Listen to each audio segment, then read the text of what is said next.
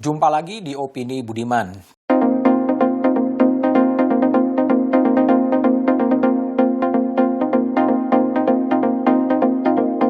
Cerita soal polisi seakan tidak kunjung berakhir. Drama Sambo belum selesai, kini muncul lagi kisah dari Sumatera Selatan.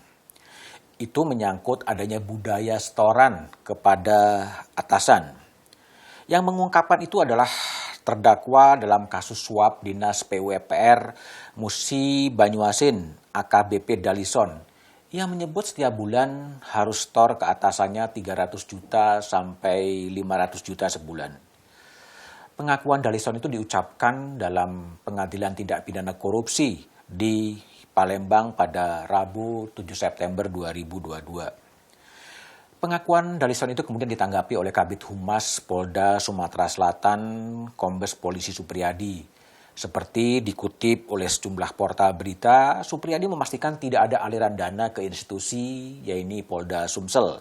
Namun Supriyadi tidak membantah kalau kemudian dana itu mengalir ke anggota kepolisian. Supriyadi seperti dikutip mengatakan demikian, saya perlu meluruskan, tidak ada Polda Sumsel menerima mulai dari 300 sampai 500 juta atau sumbangan apapun terkait pemberitaan di media sosial, media cetak maupun media online.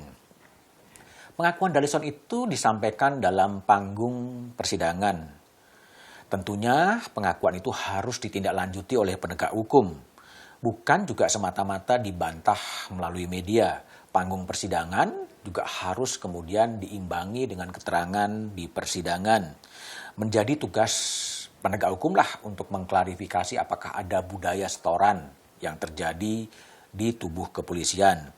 Siapapun yang terlibat tentunya juga memang harus ditindak. Skandal Sambo ini membuat rentetan berita-berita dengan nada negatif terus saja terjadi di lingkungan kepolisian.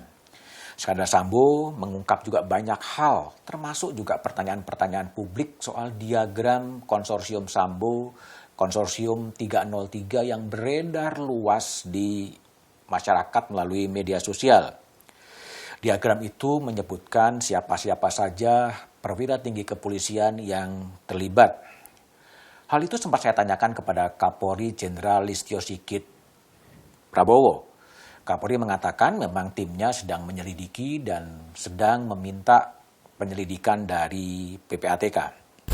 Masalah judi juga, Ya, ini juga kemudian menjadi isu kan. Ya.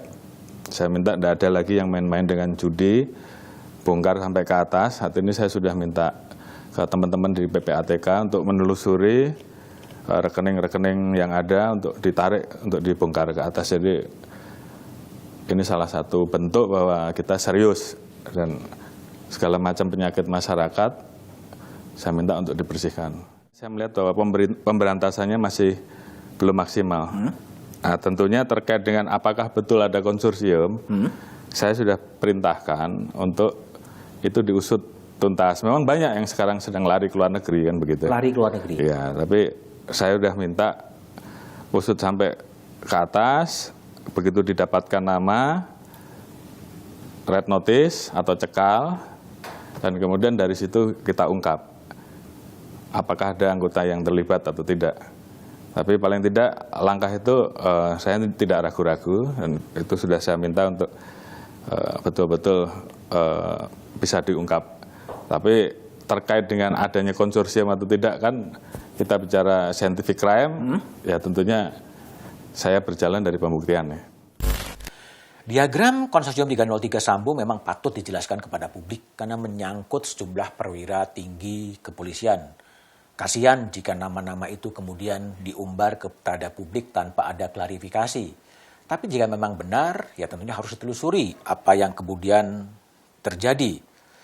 Pada saat saya wawancarai, Kapolri mengatakan juga sudah meminta PPATK untuk meneliti apakah ada aliran dana ke tubuh kepolisian. Kini PPATK telah melaporkan hasil analisis transaksi mencurigakan. Di depan Komisi 3 DPR, Kepala Pusat Pelaporan Analisis Transaksi Keuangan, Ivan Yustiavandana mengungkapkan telah menerima laporan terkait transaksi judi online mencapai 155 triliun. Dari 121 juta transaksi judi online, banyak pihak yang terlibat, bukan hanya kepolisian. Saya juga sempat bertanya kepada bekas Wakil Ketua PPATK. Dalam pengalamannya, ia menyebut bahwa data PPATK itu adalah data elektronik yang sangat-sangat akurat. Tinggal bagaimana penyidik mau menindaklanjuti apakah benar uang itu berasal dari judi online atau bukan. Apakah kemudian ada penegak hukum yang terlibat atau tidak terlibat. Skandal Sambo memang mengungkap beberapa titik lemah dari kepolisian. Misalnya soal kewajiban melaporkan harta kekayaan sebelum dan setelah menjabat. Termasuk Verdi Sambo sendiri. Sebagai Kepala Divisi Propam, ternyata laporan kekayaannya juga tidak ada di KPK. Padahal jika merujuk pada peraturan Kapolri nomor 8 tahun 2017 yang dibuat oleh Kapolri Tito Karnavian, disebutkan bahwa anggota Polri yang tidak melaporkan kekayaannya akan dikenai sanksi. Ada juga peraturan Kapolri yang menyebutkan anggota Polri yang memiliki barang-barang mewah atau senilai di atas 500 juta harus melaporkan kepada Propam. Tapi aturan adalah aturan. Aturan tidak punya makna apa-apa jika tak ada niat menegakkannya. Terbukti Sambo menjadi salah satu contoh sebagai Kepala Divisi Propam yang tugasnya adalah mengawasi disiplin dari Polri juga tidak melaporkan kekayaannya. Publik harus ingat bahwa ada TAP MPR nomor 11 MPR 1998 ketika reformasi menumbangkan kekuasaan Orde Baru.